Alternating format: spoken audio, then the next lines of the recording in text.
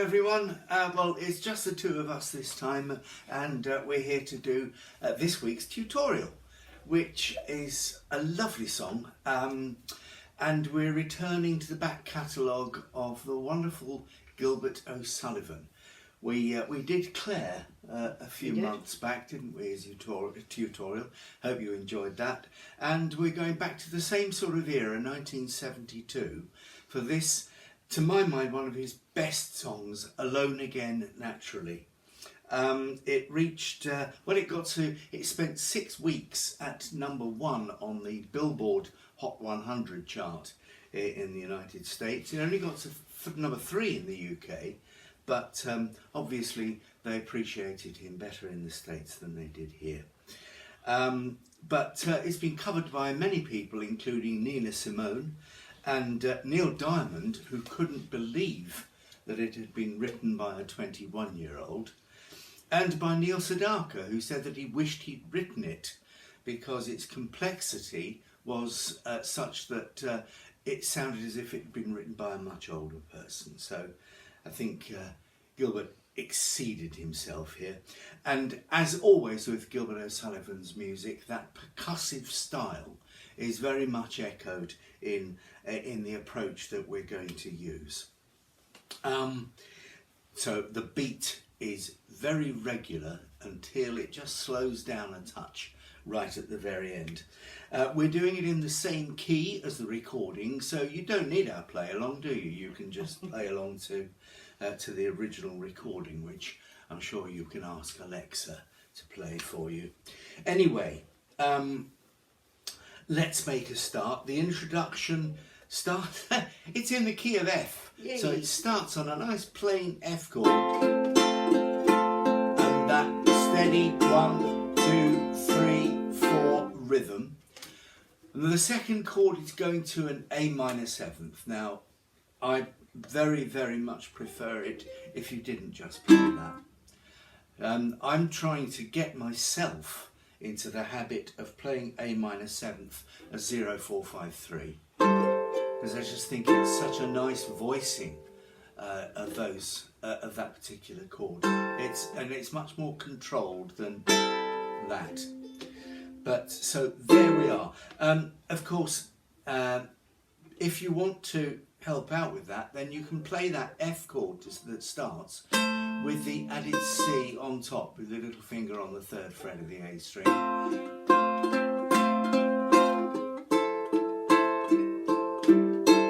And then we go to a G minor, 0, 2, 3, 1, and then a G diminished. Now again, your chord books will tell you that G diminished is 0, 1, 0, 1, and so it is. But you also know that diminished chords repeat themselves every 4 frets. So 0, 1, 0, 1 can also be 3, 4, 3, 4.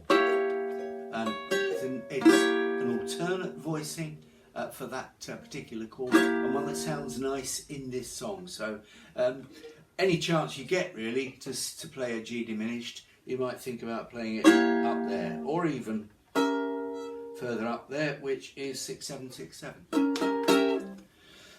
But there we are. That's made a nice simple intro overcomplicated, hasn't it? And then it goes back to F, and then we're into the song.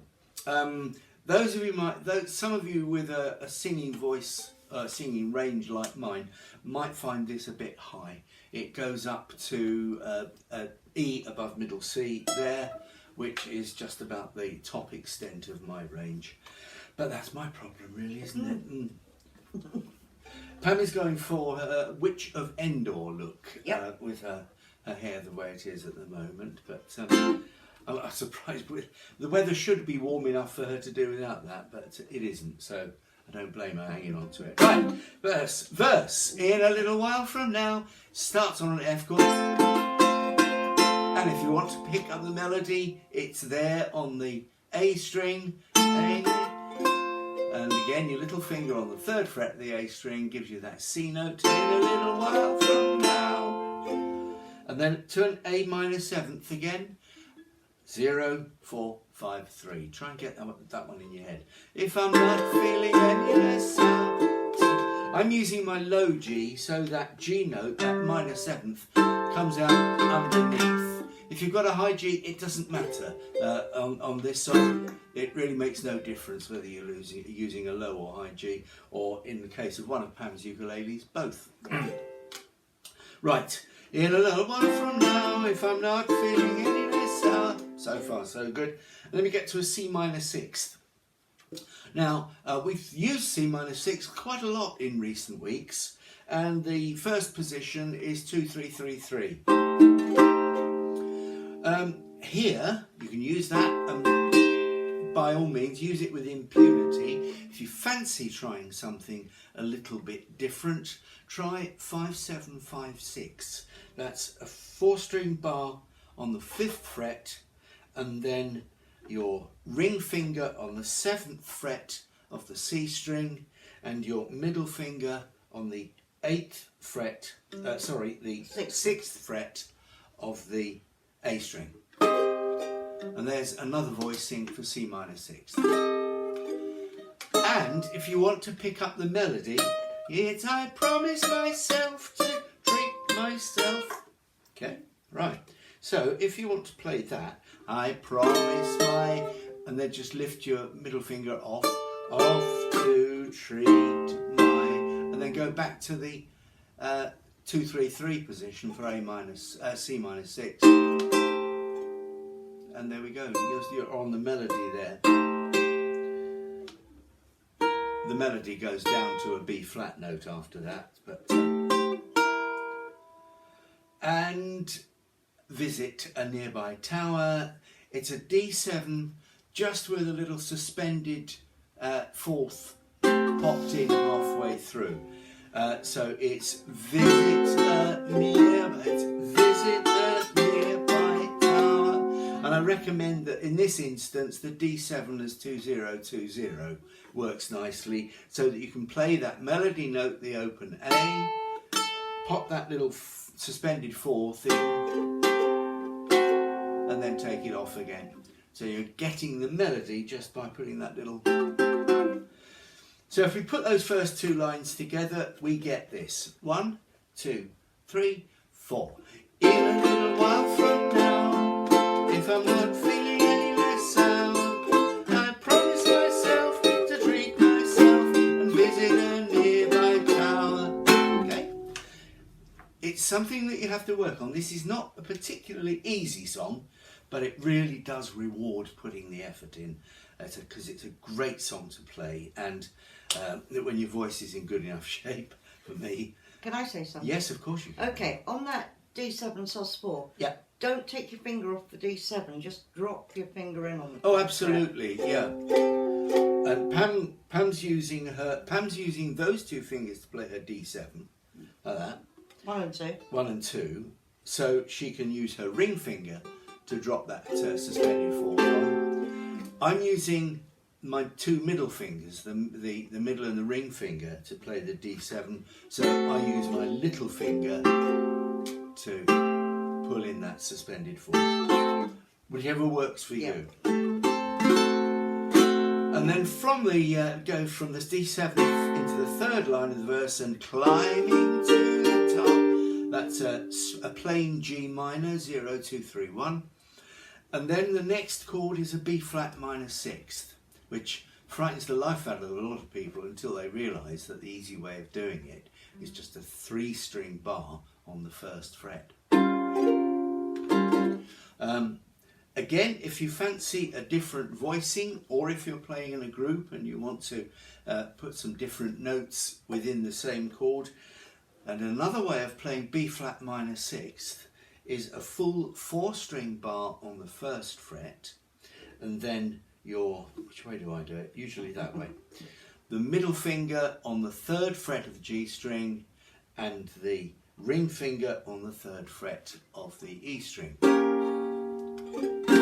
The beauty of playing it that way is that when you quite often come across that little melody that goes from the G to the F, back to the G, and you can achieve that just by taking your ring finger off. Okay, so that's another position for B flat minor 6, either 0 1 1 1 or 1 3 3 1 3 1. Right, I've got it even written down there, you see. Okay, now so that's the first 3 lines. the first 3 lines of the verse. It's actually 4 lines, but I've condensed it on the page. But the second half of the verse goes back to an F, if an effort to make it clear. Now, the chord following the F is an effort to make it clear to whoever. Now, you can play it as an F augmented, which is 2 1 1 0. But if you just throw a little curveball and play it as an A7th augmented, which is 0 1 1 0, then you put a G down on the bass note rather than an A. It's just keeps things moving and adds a little bit of interest. So F to A7 augmented at 0 1 1 0. Now we've got a couple of quick changes coming up. We've got a D minor. What it's like when, and you go then to a D minor 7th, right? But you've only got a quick turnaround from that D minor 7th to an E 7th. Okay, now play E 7th there if you want to, but it works better in this surrounding, in this context, if you play your E7 as 4 4 4 5. Because from an E7th you're going to an E major, which is the chord that frightens most ukulele players to death. But if you're going from this position, 4 4 4 5, you can just turn it into an E with 4 4 4 7, and that's what you're doing with the melody. It's what it's like when you're shattered. So that's E7 4 4 4 5. And E 4 4 4 7, and then coming back down to an A minor, standing. If you want the melody, put the C note on the A minor, 3rd fret A string, standing in the lurch, and then on lurch we're going to the A minor 7th. So you need to find that G note somewhere. You can cheat by just playing it as a plain C. Standing in the lurch. So you can cheat that A minor 7th as a plain C. If you want to struggle to that one, by all means. Because from there, whichever one you choose, you're going to a C minor, which is 0 3 3 3.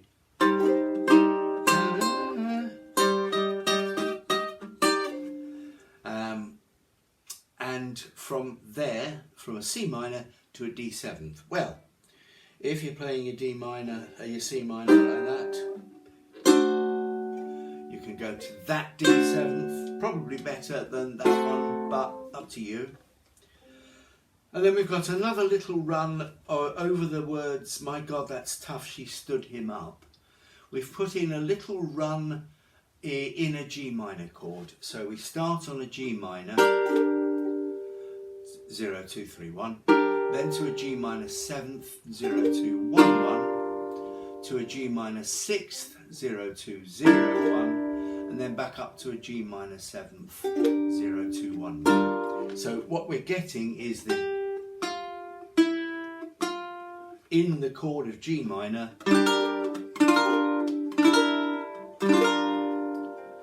and again it just keeps the accompaniment moving rather than staying on a static G minor all the way through, which you could do with no fear of recriminations, but it just adds a little bit to the accompaniment and keeps things moving down there.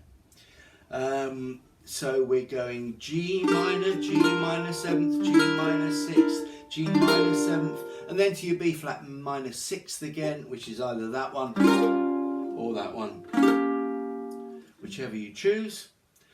And then the last line of the verse is on a D. We may as well go to a D minor as I did, A minor 7th. Please use that 4th 5-3. As I did on my own. So to a D, or a plain D, either that or that. Alone again. And there's a G minor followed by a G diminished. Now if you remember back to earlier on, I did say whenever you get a chance to play a D diminished as 3-4-3-4, sorry, a G diminished as 3-4-3-4, seize it with both hands. So we get alone again, naturally. And again, that raising that G dim to 3-4-3-4 just gives the whole thing a little bit of a lift. Okay, second verse is exactly the same. Yeah, you can play it exactly the same, or you can use some of the variations that you didn't use in the first verse. And that lovely middle 8. Then that lovely middle 8. Don't be frightened of it. Unfortunately, it goes to an A flat. And again, this is something that we've looked at fairly recently. Best way to do it in this context is to play a full 4-string bar on the 3rd fret and then play an F shape, so you end up with 5-3-4-3. Nice neat A flat. And if you do it there, you're going to an E flat next, and you're pretty much already there, because your E flat is just keep that bar on the 3rd fret, and then just drop your little finger on the 6th fret of the A string, and lo and behold, there you have before your very eyes an E flat.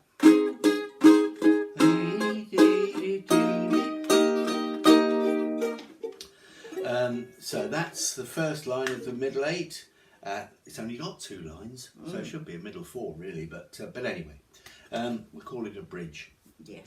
So after the E flat, then we're going back to B flat minor 6th, either that or that.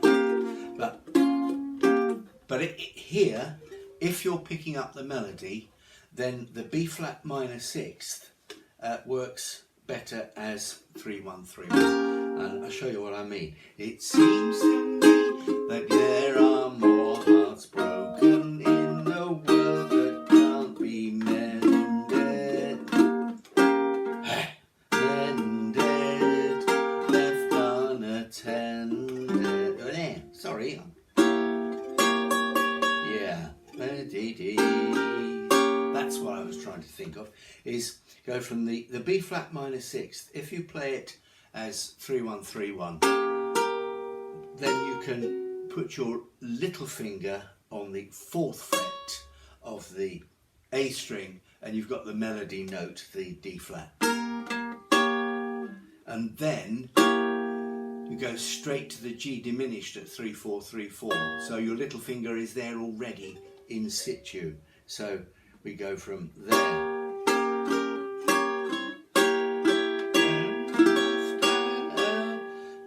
And then to F minor. And then F minor to F minor 6th again. It's something we've looked at quite recently. Your ring finger is there poised to drop onto the 2nd fret of the C string to create your F minor 6th. What do we do?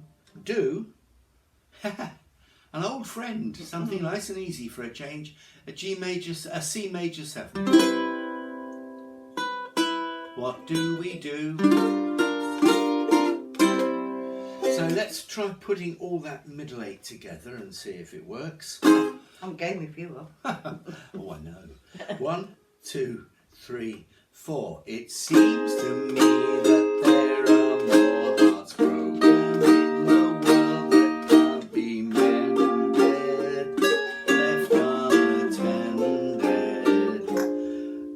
Except that I forgot where I was going with the F minor. Let's do that again. That was 1, right. 2, 3, 4. It seems to me that there are more hearts hearts broken in the world that can't be mended, left unattended. Do we do? What do we do? Right. We got through And breathe. that, so yes. Okay, now at that point the record goes into an instrumental break, and the instrumental break is exactly as the verse, except that the vocal comes back in on the last phrase of the verse, alone again, naturally. But the instrumental break is mostly play the melody on whatever instrument you have to hand. On a ukulele, it's not that hard actually.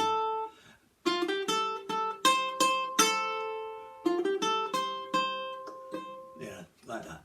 So I'm sure that those of you who wish to can work out how to play that melody.